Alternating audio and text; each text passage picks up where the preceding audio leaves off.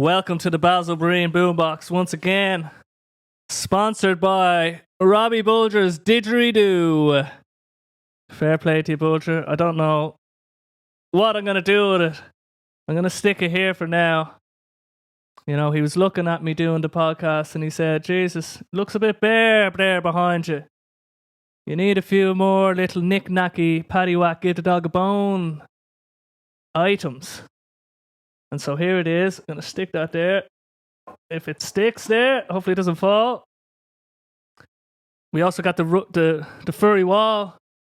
Once again, people have been very interested in the reasoning behind that. And the reason is it prevents the television from creating a difficult to ignore shine. So it's for you, so you don't get distracted too easily.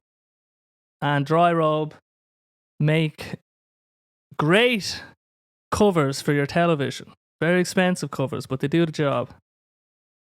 And it's good to be back, you know. We're back with our caffeine, our notes, and with a new sense of vigor and understanding about the whole process.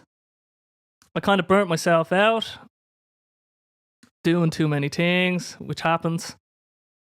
I am programming by day, music by night, and weekend, and podcasting and all the rest. And it caught up to me last week. So I'm currently building an app which is called Innercast, which is going to be a social podcasting app built around audio that is going to try and bridge the gap between podcast listener and podcaster, merge them into one kind of abstraction, and allow them to communicate in audio in a way that will hopefully be just as easy and accessible as the current text-based communication. So look out for that. If it ever comes out, we're almost there with it again. And then I've been contracting part-time to bring home the bacon, you know, so I can afford me delicious coffees and all the rest. And then obviously the music and the podcast. So I was just doing a few weeks of just working all week, then recording music, mixing, editing videos. And it just all finally caught up to me last Friday after doing the contracting gig. I was using all these new technologies and I really just burnt myself out, and I was just lying there, couldn't do anything.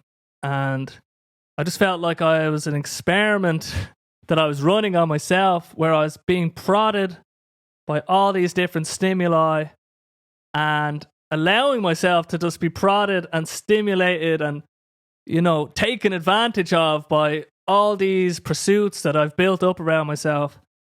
And it just all got too much. Because when I start doing anything, it always starts off, you know, I learn about it and I'm getting into it.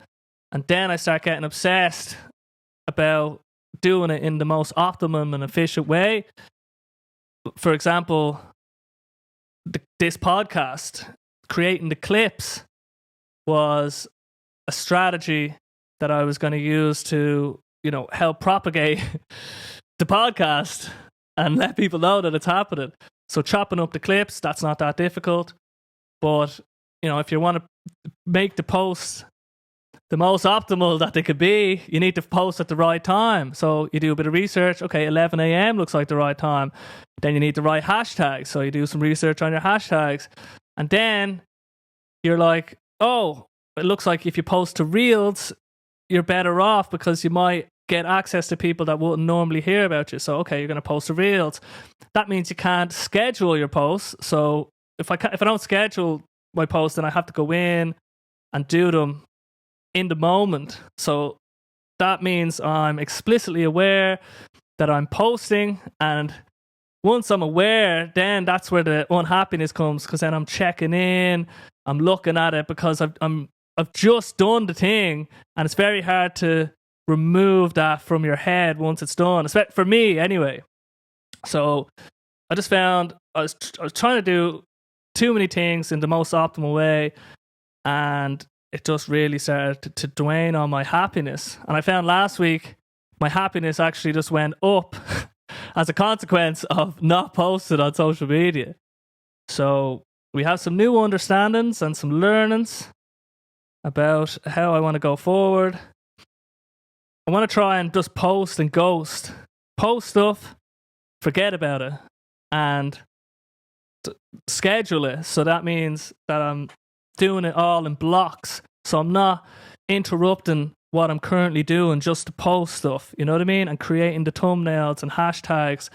You know, if with anything, you're better off if you create a block of time to do that thing, you're going to be more optimized. So if you imagine you're cooking and you're cooking the same meal every night, if instead, imagine every time you go to the fridge, so you do go to the fridge 5 times. Well, if you made all your meals in bulk, you'd only have to go to the fridge once. You'd only have to clean up once. So if you think about all the little steps that you do in an activity, if you do them in blocks, you remove loads of the little steps, and it's a more optimal use of your time. So blocking things out is a very good strategy if you want to do anything. So I'm going to block out some time to schedule stuff, and I'm not going to post any clips and just leave it at the podcast for now. And when I can pursue this in a more kind of full-time way, then I can come back to the optimal posting strategy and all the rest. But right now, this is just a great way for me to learn how to speak and understand myself and my ideas and improve my ability to articulate and pass on the ideas that I've gathered from the various sources that I have since I was thrown out of the cosmic vagina. I got some other feedback as well, which I'm only aware of now, is that I need to try and make more eye contact with this little camera here. You know, it's hard because it's not actually an eye. You know, it's a bit off-putting. You know, I'm just looking into a dark abyss with a little TikTok ring light around it. And that advice was given to me by Sam Conlon. So I appreciate that, Sam. And yeah, he also said I should try flesh out my ideas a bit more before I tackle them, which I definitely agree with. But that, again, that was starting to take root in my head. And, you know, if I really wanted to give the full shilling to the ideas that I'm trying to put out and articulate, then I'd have to put a lot of time into the creation of these rants and preparation.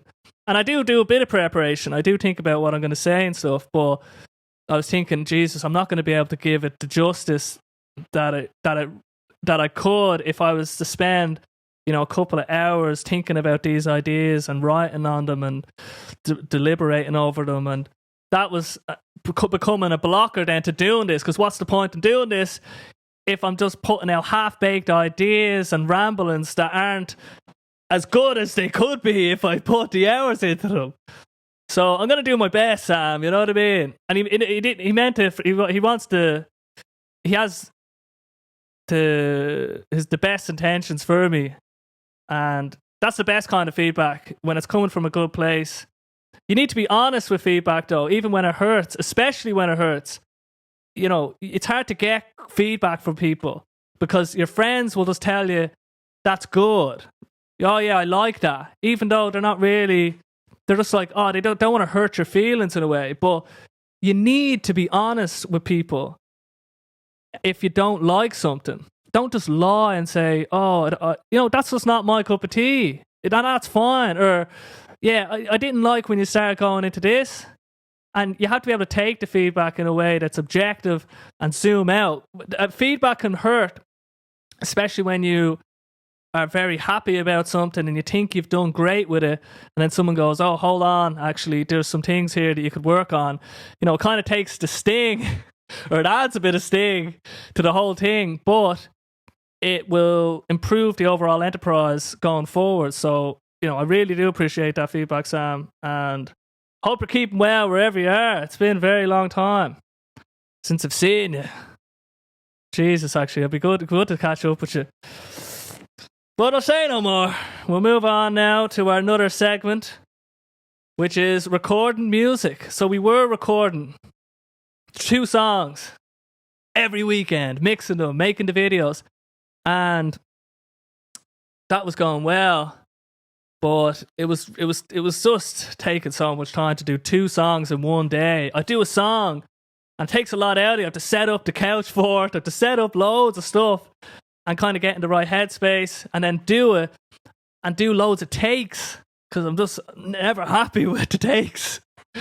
Something's always going wrong, and then I'm like, I'll do another one. And then sometimes I'll just do an extra take even when I think I have the good one, just to be sure. And it takes a lot out of you. So gonna just start doing one song. I'm gonna wait till I get my guitar tuned up with this new pickup system, so the guitar will sound a lot better. Right now I just have this magnetic pickup, which isn't great really, you know. And if I'm going to be gigging and doing open mics and all the rest and recording music, I might as well upgrade the sound pickup in the guitar. So that's currently getting done. So I haven't had my guitar for the last week or so, and that's kind of allowed me to explore other avenues and other ideas, because I've started learning piano.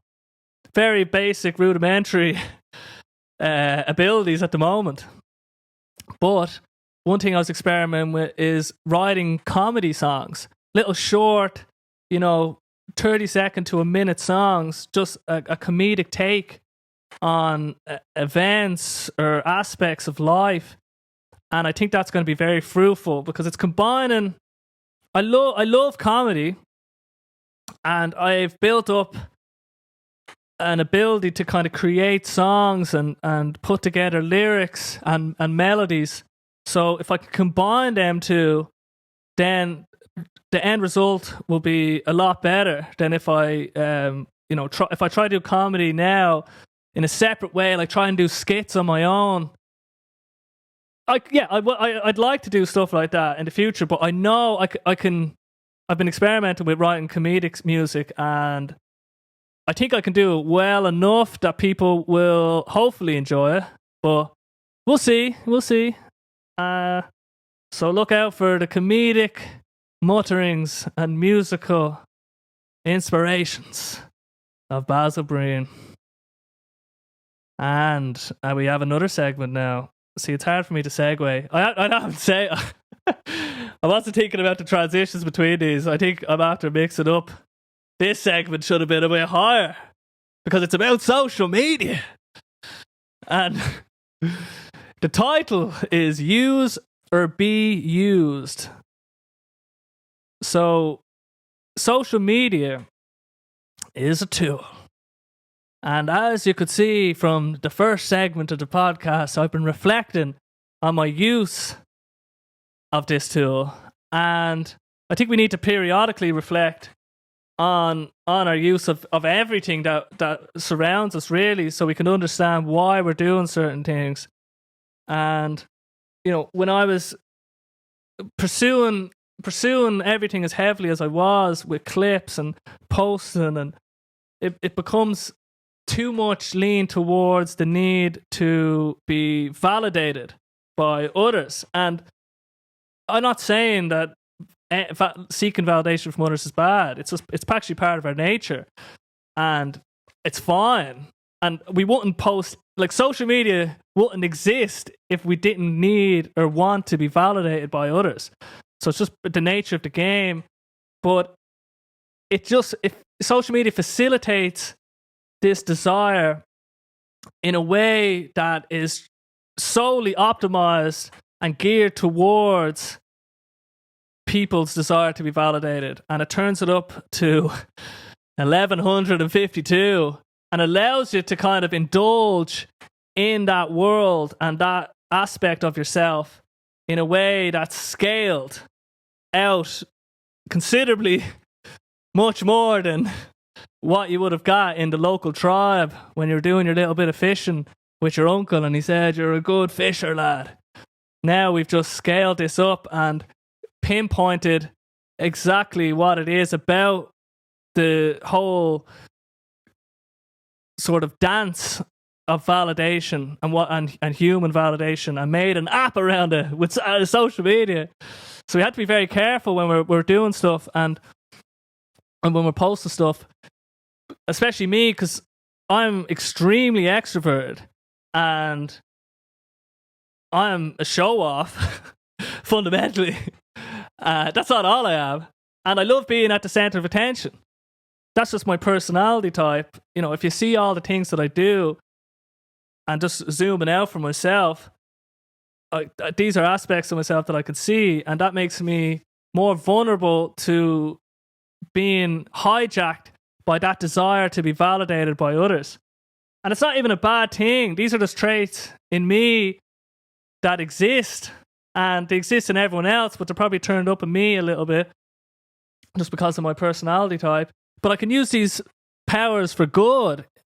I can bring people joy in the form of laughter, and I can help people to relax in a moment by showing them that they don't have to take everything so seriously, that they can be a bit looser, you know? So there's lots of positives in, you know, being an extroverted sort of show off.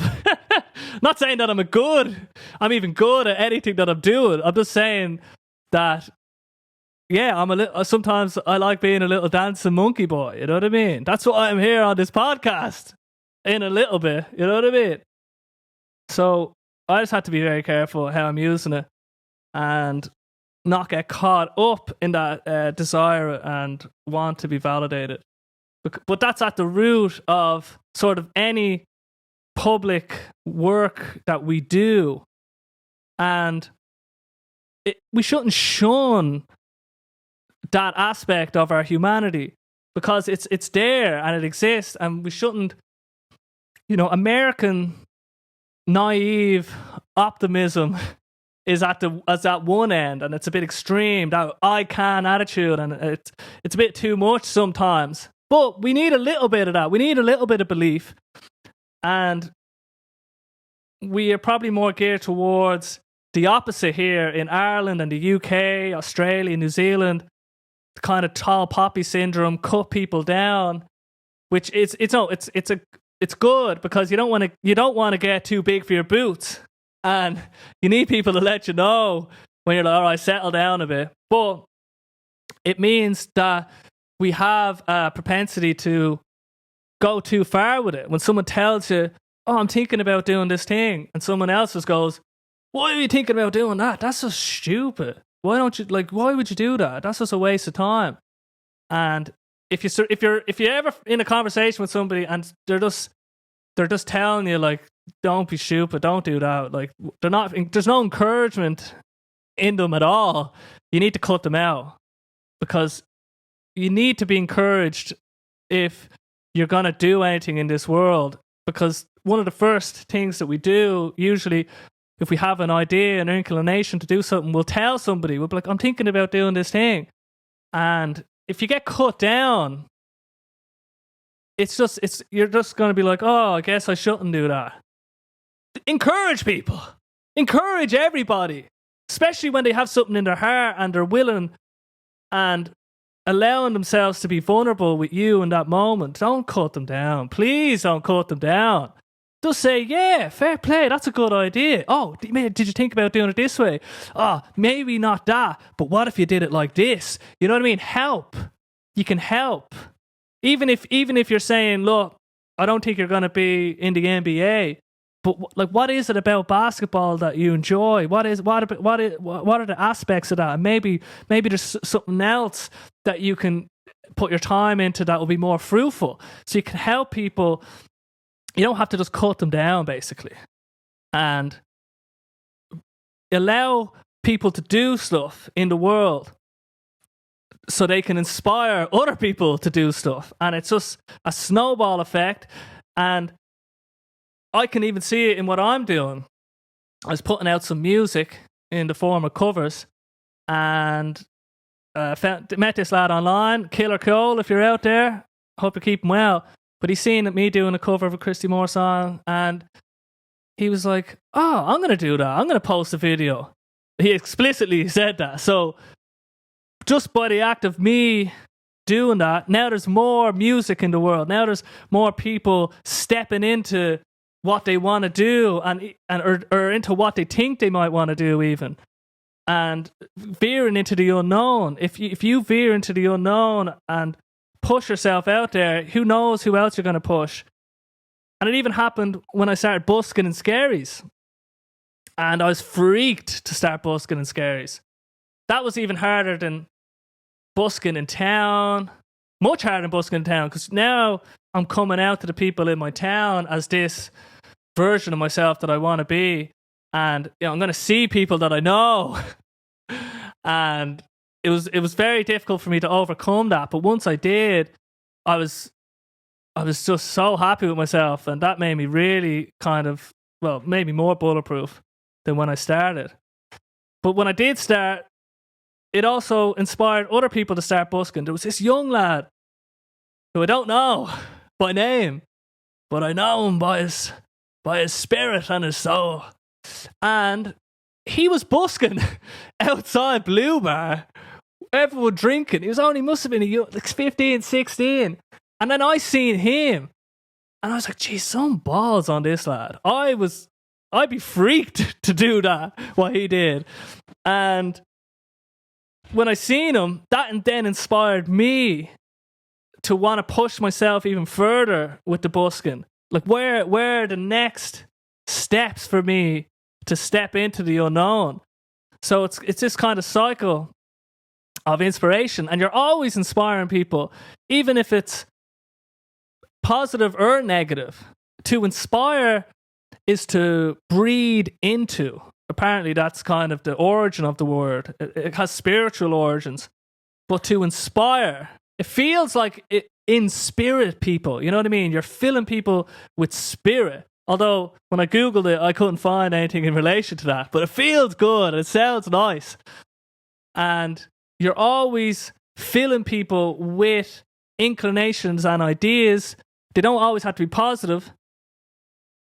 For example, let's say you're on social media, you post something about your holiday, and someone looks at that and says, well, I'm going to travel more. This has inspired me to want to make the most of this experience that I have and see the world.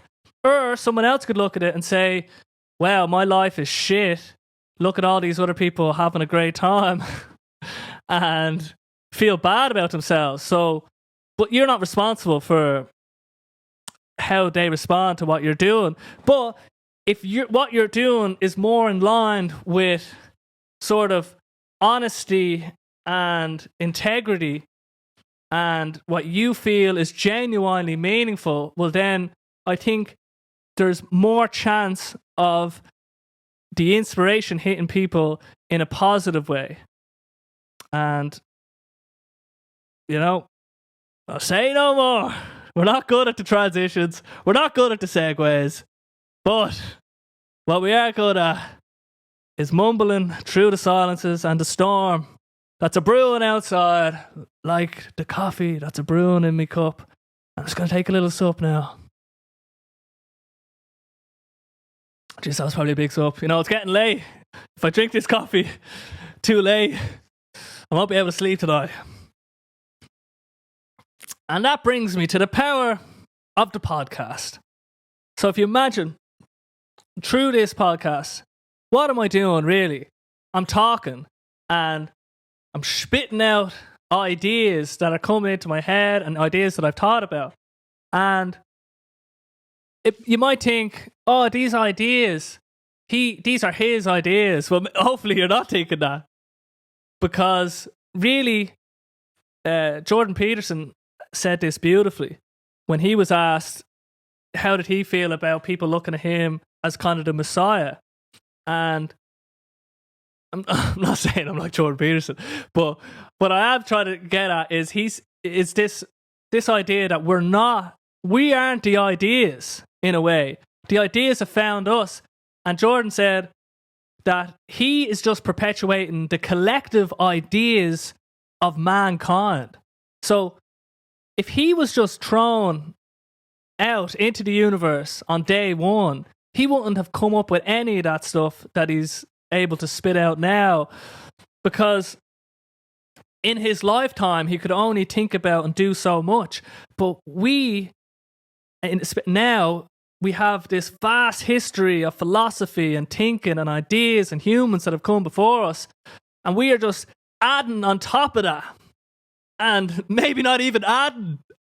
Maybe we're just sucking it in and spitting it back out. And that's even great in itself, because then we're perpetuating the ideas. And the ideas that have touched me and resonate with me, they just spill out of me. And they spill out of you as well. So ideas are tools. And they're like these entities. And Jordan also, he likes to quote Jung, who said, people don't have ideas have people, which is a very interesting concept. So we are the vessel for the ideas, for them to propagate and be passed around. We're not the ideas themselves.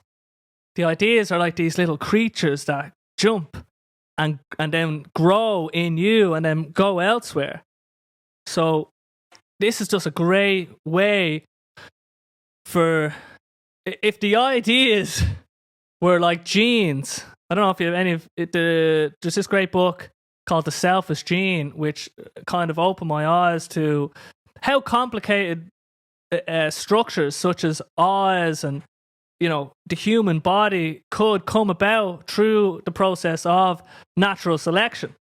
And the idea is that, one of the fundamental ideas is that the genes themselves, they're kind of the lowest common denominator. They're the ones that are kind of perpetuating and deciding what goes next based on the environmental factors acting on it. But we're not responsible for that in a way. And in the same way, the ideas, there's a lot of mirroring between genes and ideas in relation to how they evolve and move throughout the species. Actually, the idea of a meme came from that book, which is, by definition, the propagation of ideas through culture, like viral ideas. And I'll say no more on that, So I'm just happy to be able to be infected by ideas and used by ideas to send them on into the world and hopefully allow them to do good. Because I think my intentions are good, fundamentally, at some level.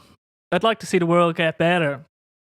So, hopefully, the act of spitting out the ideas that have found me into the world will do a positive net good. And now, we're on to the music segment of today's podcast. I was watching hold on. Oh yeah. Jeez, we have our backup coffee now. We're gonna get crazy. How long have I been going? Alright, Jesus, a bit long. So, I was watching Walk the Line, which is the movie about Johnny Cash's life. Obviously, it's dramatized a bit. But it was just amazing to see his life and how it unfolded with the music. And finished up with his performance in Folsom Prison. Then I went down a Johnny Cash rabbit hole. Started listening to a lot of his music. Listened to that album at Folsom Prison. He's such a legend, man. He just goes to this prison and he opens with his song, Folsom Prison Blues. And the prison lads are just going mad. It's just so meta. They've been writing him letters about Folsom Prison. And Johnny, he just wrote this song from the perspective of an inmate from Folsom Prison.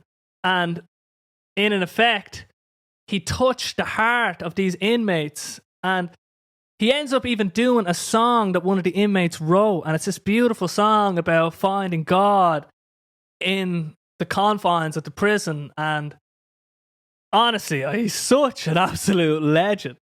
And I've been listening to his music and trying to figure out how it's going to move my own music forward.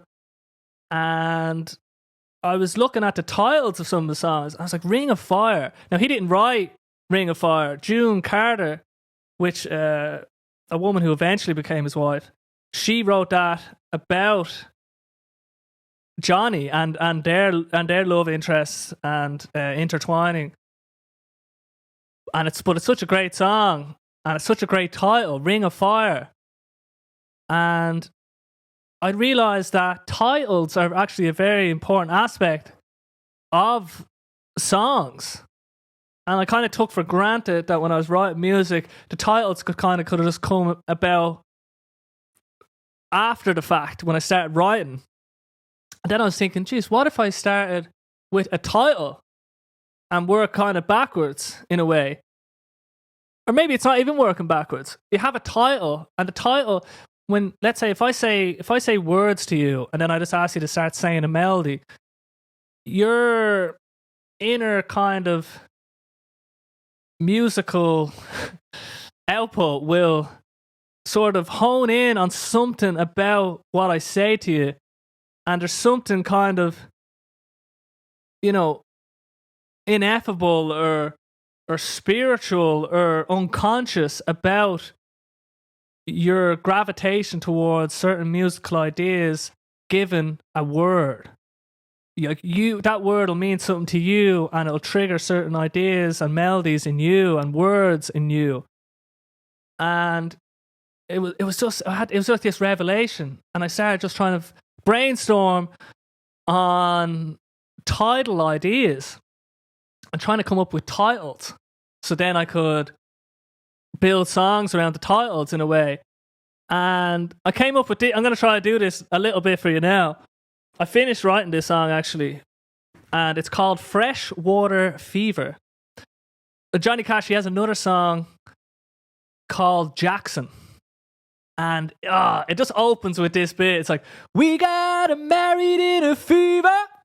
We got married in a fever. It's so fucking good. And I was like, fever. Fever is a great word. It encapsulates so much. A fever. It's so powerful. So I started with fever, and then I was like, what type of fever is it? And then freshwater, I was doing a lot of research on words and trying to find words and words that go with that. But I like the alliteration of freshwater fever. And it's kind of ambiguous, kind of like Ring of Fire in a way, like a title, an ambiguous title. It doesn't have to pin down exactly what it means. And it just means whatever it means to you. Who cares what it means? I'll give it a little spin now. So, I'll give the chorus a spin. How does it go? Freshwater fever on the river, my excess of ecstasy. Pleased to meet you, now I love you. Oh my God, you're giving me freshwater fever. Bow, bow, bow. Freshwater fever, you heard it here first. Actually really excited about that song. I've loads of music sitting there waiting, and I'm back writing.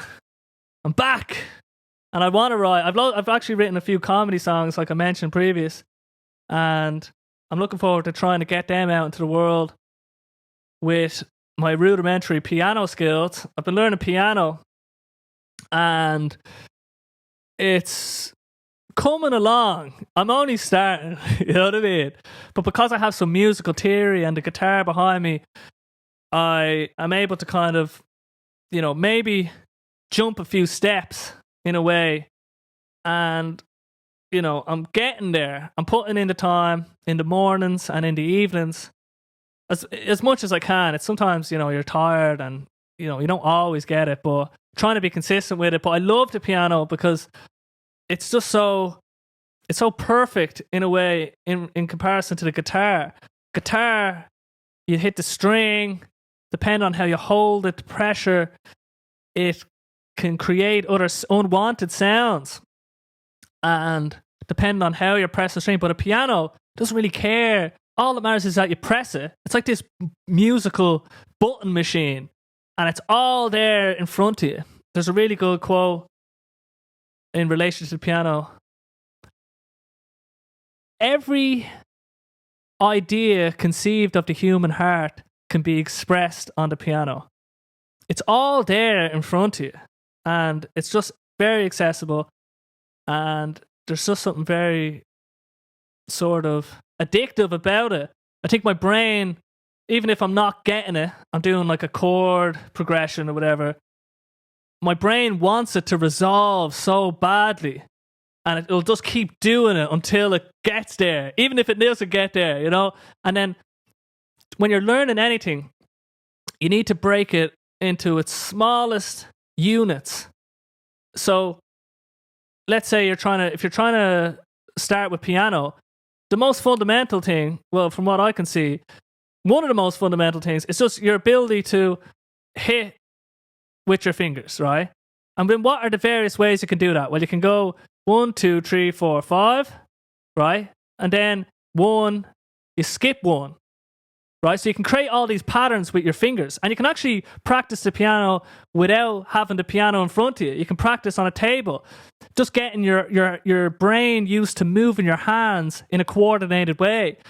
And so one of the most fundamental things is building up that dexterity and ability to coordinate your hands, to the two hands at once. So you can hone in on that, and you don't have to be doing crazy stuff at the beginning. Just focus on the fundamentals, and then eventually that will lead into being able to do all the cool stuff. So start at the smallest possible unit, and then repeat that unit over and over again, and then build up on top of that. So when you have the simple pattern down of just moving that way, like with all your fingers, then create a new pattern, a more complicated pattern. And if you use your intuition, you can keep challenging yourself before you even get into any other theory or anything else.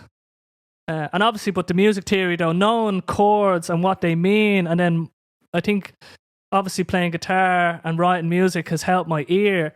So I know I can hear the chords, I can hear... Anyway, I won't get too into the musical theory, but that's been very interesting, and I'm hoping eventually to be able to do kind of live streams with the piano and do improv performances similar to Mark Riboulet. Obviously not as good, especially at the beginning, but I have an act, I think, for being able to create music on the fly, and the piano is the tool which will facilitate my abilities in the future. And also with the music, the comedic music as well, kind of Bo Burnham-esque. And where are we? We're 38. This is the longest one I've done. And yeah, I think it went pretty well. It's just the transitions, maybe I could think a bit more about them, because I have, items here, bullet points that I want to hit, but how they flow into each other could probably be improved. Maybe I could rehearse the transitions a bit, like a good stand-up performance. That's where you can see this ability to transition in a real obvious kind of way. Like when you finish a joke, when you write the jokes, they mightn't have any relation to each other, but you make the joke about cars, and somehow you can bring that into a joke about waiting staff. You know what I mean? You'll be like, cars, blah blah blah blah blah, funny joke, and then it's like when you're at the restaurant and the waiters, blah blah blah. I'm not a comedian, right? But I appreciate that aspect of it. And people are able to transition from joke to joke for a whole hour and more even. So there's definitely something here where these segments could blend together a bit better. And if I have these jumping off points, then I could better move between them. But I think overall it's gone fine. And yeah, thank you for listening if you made it this far. Fair play to you. And I'll leave it there.